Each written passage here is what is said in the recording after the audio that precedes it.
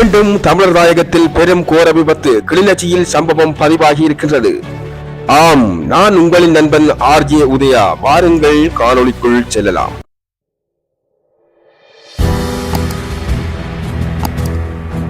யாழில் இருந்து கொழும்பு நோக்கி புறப்பட்ட அரச பேருந்தொன்றும் கிளிநொச்சியிலிருந்து யாழ்ப்பாணத்துக்கு மணலேற்றி சென்ற டிப்பர் வாகனம் ஒன்றும் நேருக்கு நேர் மோதிய இந்த சம்பவம் இப்படியாக இடம்பெற்றிருக்கின்றது. இதற்கான அடிப்படை காரணமானது அதிக வேகமும் மற்றும் எப்படியாவது இந்த நேரத்தை கடந்து அந்த இலக்கை நாங்கள் அடைந்து விடுவோம் என்ற நோக்கோடு இந்த டிப்பர் சாரதிகள் பயணித்துக் கொண்டிருக்கின்றார்கள்.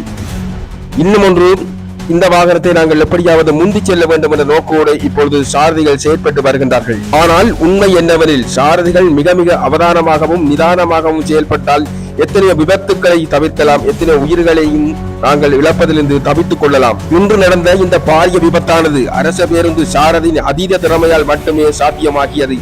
இல்லையெனில் எத்தனையோ உயிர்கள் நிச்சயமாக காவு கொள்ளப்பட்டிருக்கும் என்பதே உண்மை. பேருந்தில் இருந்த அத்தனை பயணிகளிலும் ஒரே ஒருவர் மட்டுமே காயத்துக்கு உள்ளாகியது குறிப்பிடத்தக்கது. ஆனாலும் 2 சாரதிகளுமே அவசர சிகிச்சை பிரிவில் அனுமதிக்கப்பட்டிருக்கின்றார்கள். முழு நீளமான டிப்பர் வாகனம் அடிபட்ட வேகத்தில் அரைவாசியாக தென்பட்டது. அங்கே 2 டயர்களும் கழட்டி எறியப்பட்ட நிலையில் டீசல் தாங்கியும் அங்கே தரையோடு உருண்டு கிடக்கின்றது. இப்படியான இந்த கோர விபத்துக்கள் தான் கூடுதலாக இப்பொழுது இலங்கையை பொறுத்தவரையிலே நடந்தேறிக் கொண்டிருக்கின்றது. அதாவது இந்த ஏனையின் பாதையில் இப்பொழுது எத்தனையோ விபத்துக்கள், இப்படியான விபத்துக்கள் தான் பேருந்தும் டிப்பரும் தான் மோதிக்கொண்டே இருக்கின்றன. உயிர்களும் உடைமைகளும் எவ்வளவு பெரியது என்பதை ஒருபோதும் சாரதியாக நீங்கள் மறக்காதீர்கள்.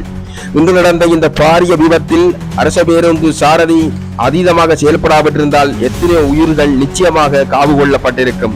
எனவே தயவு செய்து மக்களாகிய நாங்கள் சாரதிகளிடம் கேட்டுக்கொள்வது மன்றாட்டமாக கேட்டுக்கொள்கின்றோம். தயவு செய்து வாகனங்களை நிதானமாக செலுத்தி அனைத்து உயிர்களையும் காப்பாற்றிக் கொள்ளுங்கள். இதுபோன்ற எங்களுடைய காணொளிகள், செய்தி தொகுப்புகளை நீங்கள் தினமும் காண வேண்டும் என்று சொன்னால் எங்களுடைய RJ உதயா என்று சொல்லுகின்ற யூடியூப் சேனலை சப்ஸ்கிரைப் செய்துவிட்டு தொடர்ந்து செல்லுங்கள்.